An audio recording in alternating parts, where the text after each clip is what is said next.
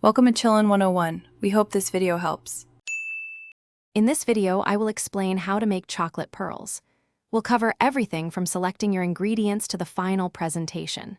These delightful, tiny spheres can elevate any dessert, offering a satisfying crunch and rich flavor. Mastering this technique will allow you to create beautiful garnishes for cakes, pastries, and even beverages. Get ready to transform simple chocolate into exquisite edible art. To begin, gather your essential ingredients and tools. You'll need about 200 grams of high-quality couverture chocolate, which melts smoothly and sets beautifully. Optionally, a small amount of cocoa butter, perhaps 10 grams, can be added to achieve a thinner, more fluid consistency for easier piping. Don't forget a piping bag fitted with a tiny round tip, and of course, silicone pearl molds to shape your perfect spheres. The most critical step is tempering your chocolate, which prevents blooming and ensures a beautiful snap.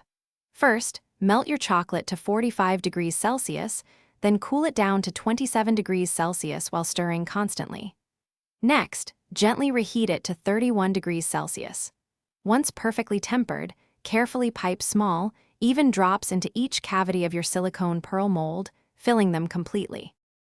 After piping, let your chocolate pearls set completely at room temperature for at least 30 minutes, or chill briefly in the refrigerator for 10 minutes. Once firm, gently flex the silicone mold to release the perfectly formed pearls. You can leave them as is for a glossy look, or dust them lightly with cocoa powder for an elegant matte finish.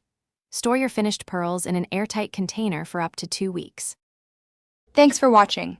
Consider subscribing if we helped you.